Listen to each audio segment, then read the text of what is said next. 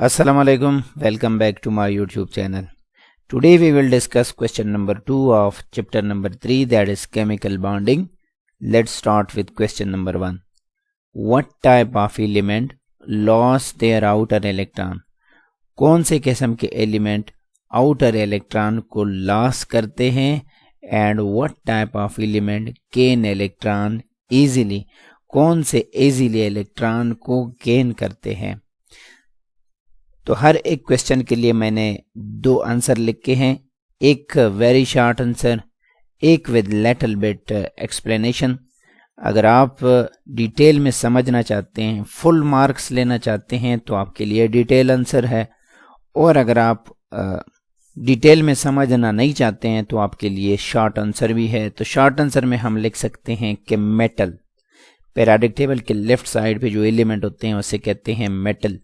उसमें एग्जांपल दिया है जैसे सोडियम फर्स्ट ग्रुप से, मैग्नीशियम सेकंड ग्रुप से, लॉस इलेक्ट्रॉन, ये दोनों क्या करते हैं, इलेक्ट्रॉन को लॉस करते हैं। तो सिंपली आप कह सकते हैं मेटल लॉस इलेक्ट्रॉन।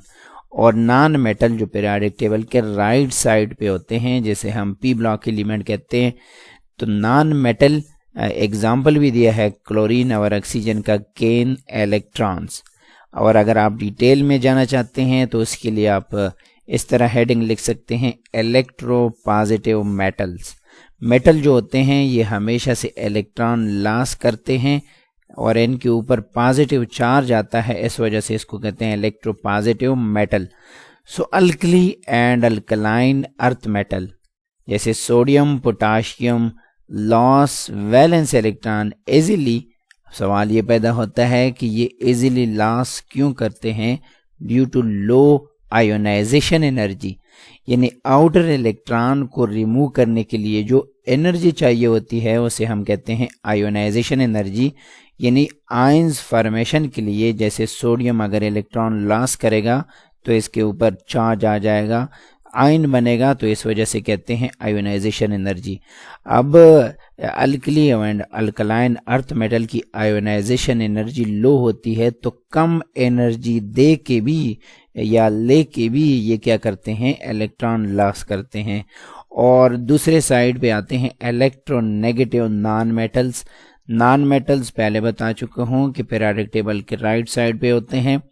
तो इलेक्ट्रोनेगेटिव इस वजह से कहते हैं क्योंकि इनके वैलेंस शेल में 6 या 7 इलेक्ट्रॉन होते हैं, अगर छठे ग्रुप में है तो 6, 7वें में है तो 7, और अपना ऑक्टेट कंप्लीट करने के लिए इनको 1 इलेक्ट्रॉन मजीद चाहिए होता है। तो इस वजह से ये आम तौर पर क्या करते हैं, इजीली इलेक्ट्रॉन गेन करते हैं। एग्जाम्पल है हैलोजन, यानी 7वां जो ग्रुप है, जैसे chlorine fluorine gain electron to complete their octet due to high electron affinity. High electron affinity means कि ये इलेक्ट्रॉन से बहुत ज़्यादा प्यार करते हैं, इलेक्ट्रॉन को अपने पास लाने के लिए जो मोहब्बत होती है इनकी, इस जिसको हम नाम देते हैं इलेक्ट्रॉन एफिनिटी, वो ज़्यादा होती है। सो इलेक्ट्रो पॉजिटिव मेटल, दूसरा हो गया electro negative non metal. Question number 2, why do lower molecular mass covalent compound, वो कोवेलेंट कंपाउंड जिनका मॉलिक्यूलर मास क्या होता है, कम होता है, एग्जिस्ट एज गैसेस, आमतौर पर ये गैसियस फॉर्म में होते हैं, या अगर लिक्विड में होते हैं तो low boiling liquid. Low boiling means कि कम टेम्परेचर पर भी ये बॉयल होते हैं। बॉयल का मतलब है कि लिक्विड जो है ये दोबारा से गैस में कन्वर्ट होता है।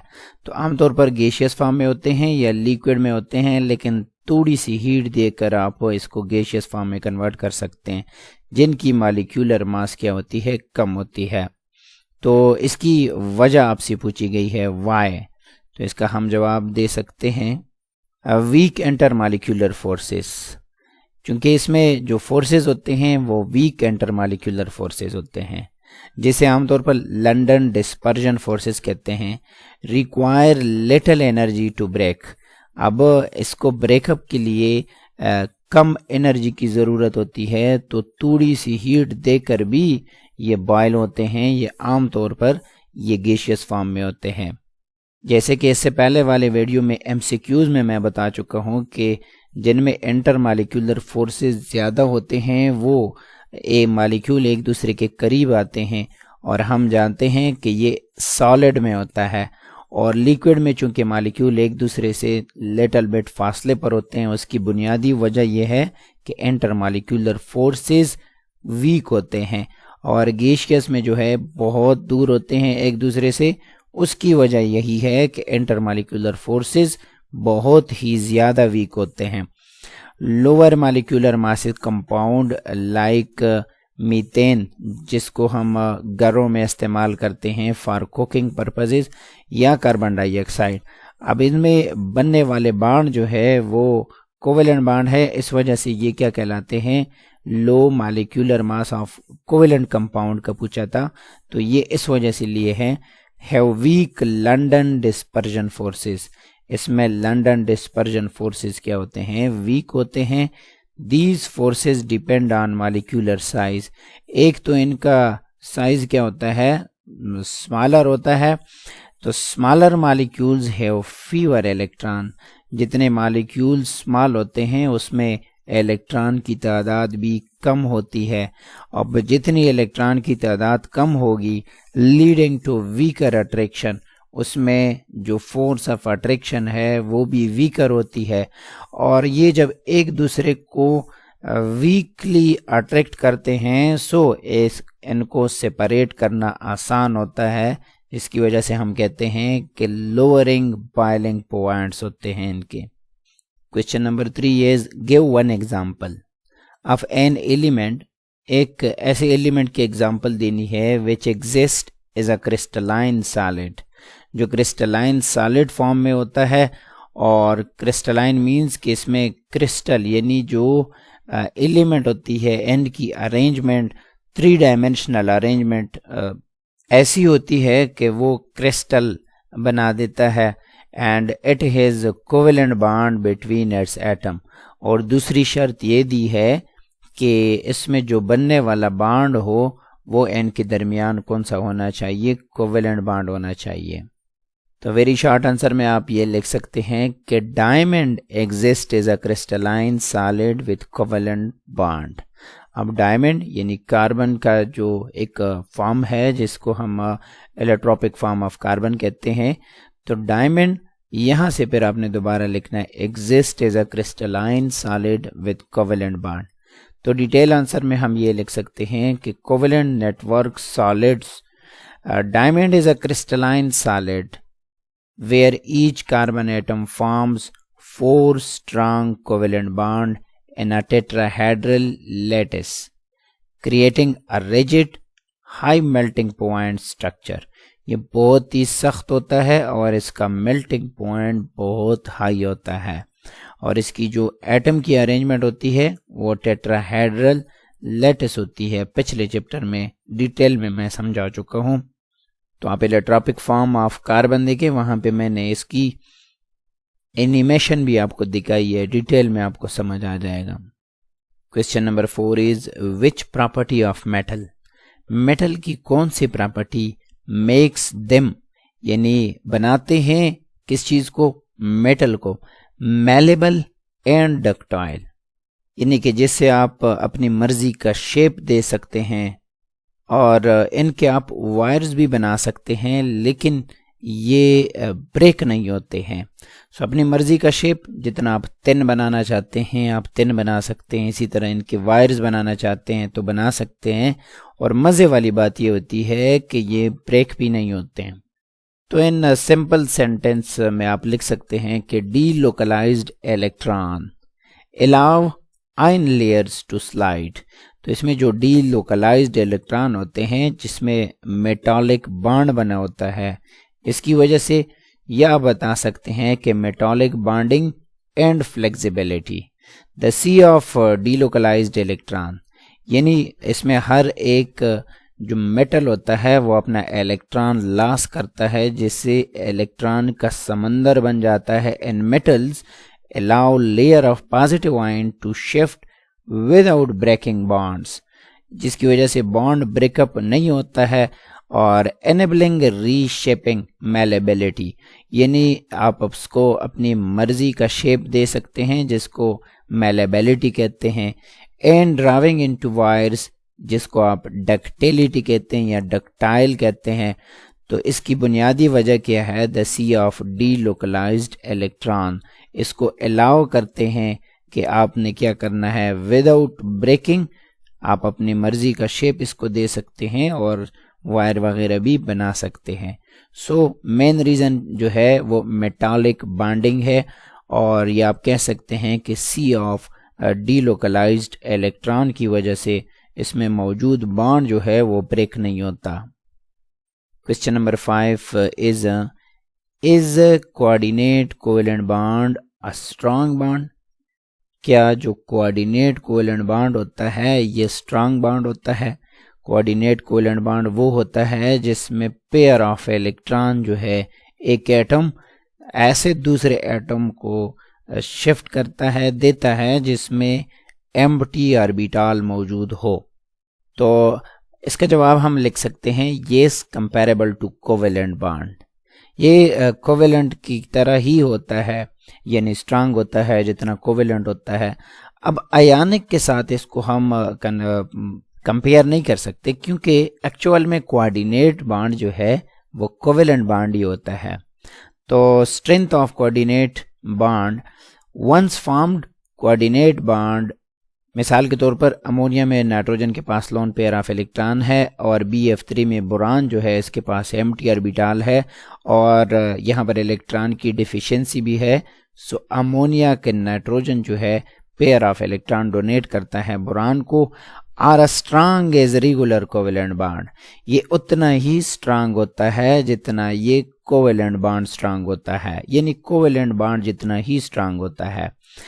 کیونکہ ہم نے پڑھا تھا کہ جب ایک دفعہ کوآرڈینیٹ کوویلنٹ بانڈ بن جاتا ہے پھر اس میں یہ نہیں رہتا کہ یہ والا کوآرڈینیٹ کوویلنٹ بانڈ ہے یہ کوویلنٹ بانڈ ہے. پھر وہ جیسے یہاں پر نائٹروجن کا 3 ہائیڈروجن کے ساتھ اور اگلا بانڈ بن جائے گا اس کا بوران کے ساتھ، تو اس میں یہ ختم ہو جاتی ہے یہ والی بات کہ یہ کوویلنٹ ہے یہ والا اسپیسیفکلی کوآرڈینیٹ ہے. ہاں اس میں ڈونر ایکسیپٹر جو ہے میکانزم استعمال ہوتا ہے لیکن اس میں کوئی خاص فرق نہیں ہوتا. تو ہم کہہ سکتے ہیں کہ their strength arises from shared electron pairs though they require a donor acceptor mechanism for information. Donor acceptor کا مطلب یہ ہوتا ہے کہ یہ آپ نے لازمی بتانا ہوتا ہے کہ یہ بانڈ جو ہے by donating pair of electron کس نے کیا ہے؟ نائٹروجن نے. تو جس نے دیا ہوتا ہے اس کو ڈونر اور جس نے ایکسیپٹ کیا ہوتا ہے. اس میکینزم کو فالو کرتے ہیں لیکن اس میں کوئی خاص بانڈ میں فرق نہیں ہوتا کہ یہ کوویلنٹ ہے اور یہ کوآرڈینیٹ ہے، یعنی یہ کوآرڈینیٹ کوویلنٹ بانڈ ہی ایکچوئل میں کوویلنٹ بانڈ بن جاتا ہے. Next question is write down dot and cross formula of HNO3. Nitric acid کا ڈاٹ اینڈ کراس فارمولا آپ سے پوچھ رہی ہیں. تو ڈاٹ اینڈ کراس فارمولے کے لیے جو ضروری ہے جس کی آپ کو نالج ہونی چاہیے وہ یہ کہ آپ کو معلوم ہونا چاہیے کہ ویلنس الیکٹران ہمارے پاس کتنے ہیں. ویلنس الیکٹران کا ہمیں کیسے پتہ چلے گا؟ وہ ایسے کہ ہائیڈروجن کے ویلنس شیل میں 1 الیکٹران ہے، نائٹروجن 5ویں گروپ سے تعلق رکھتا ہے سو اس کے ویلنس شیل میں 5 الیکٹران. آکسیجن چونکہ چٹے گروپ سے یہ تعلق رکھتا ہے تو اس کے ویلنس شیل میں 6 الیکٹران. لیکن ہمارے پاس آکسیجن کی تعداد 3 ہے تو اس وجہ سے 3 کے ساتھ ملٹیپلائی کر کے ہمارے پاس آ جائیں گے 18 الیکٹران. تو یہ ٹوٹل ہے ہمارے پاس 24 الیکٹران. اب 24 الیکٹران کی ارینجمنٹ سے ہی ہمیں کیا ملتا ہے؟ ڈاٹ اینڈ کراس فارمولا کسی بھی کمپاؤنڈ کا ہمیں مل جاتا ہے. لیکن دھیان آپ نے یہ رکھنا ہوگا کہ آکٹیٹ رول کو فالو کرتا ہو، یعنی جو سٹرکچر آپ بنا رہی ہیں وہ اکارڈنگ ٹو آکٹیٹ رول ہونا چاہیے.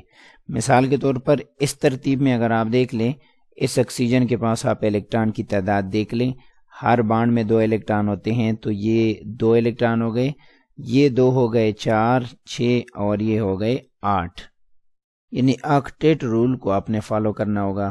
تو اس طرح سے آپ کو ڈاٹ اینڈ کراس اسٹرکچرس جو ملتا ہے وہ اس طرح سے آ جائے گا. دوسری بات یہ کہ کبھی کبھار آپ ریزوننس نیکسٹ ہائر کلاسز میں آپ پڑھیں گے. ریزوننس کا فینامنا ہوتا ہے کہ یہ بانڈ جو ہے یہاں پر شفٹ ہو سکتا ہے. ٹھیک ہے, یہ ڈی لوکلائز الیکٹران ہے, یہ یہاں پر شفٹ ہو سکتے ہیں. تو آپ نے دیکھا ہوگا کہ کبھی کبھار دو اسٹرکچر دیتے ہیں کہ جس میں کہ ڈبل بانڈ جو ہے یہ والا اس سائڈ پر ہوتا ہے, یا کبھی کبھار اس آکسیجن کے پاس ہوتا ہے. تو اس کی مین وجہ یہ ہے کہ یہ ریزوننس ہے. جیسے یہاں پر آپ دیکھ سکتے ہیں کہ ڈبل بانڈ اگر اس آکسیجن کے پاس ہے, یعنی نائٹروجن نے جو پیئر آف الیکٹران ڈونیٹ کر کیے ہیں وہ ہمیشہ اس آکسیجن کے پاس نہیں رہ سکتے. یہ ڈی لوکلائز ہے. ریزوننس فینامنا ہوتا ہے in order to gain stability. تو یہ دو الیکٹران یہاں پر بھی شفٹ ہو سکتے ہیں. اب یہ الیکٹران جب یہاں پر شفٹ ہوتے ہیں تو دیکھو یہاں پر آکٹیٹ رول جو ہے وہ فالو ہو رہا ہے. جیسے یہاں پر اگر آپ دیکھ لیں 2 4 6 اینڈ 8, اور جب یہ ڈبل بانڈ اس سائڈ پہ شفٹ ہو جائے گا تو یہاں پر یہ والا آکسیجن جو ہے اس کے جیسا یہاں یہ والا بن جائے گا, اور ڈبل بانڈ جو ہے اس سائڈ پہ آ جائے گا. اس کو کہتے ہیں ریزوننس. ملتے ہیں نیکسٹ ویڈیو میں. اگر آپ کو کنسٹرکٹیڈ رسپانس کوسچن چاہیے ہمارے چینل سے تو ویڈیو کو لائک کیجئے گا اور چینل کو سبسکرائب کریں. اللہ حافظ.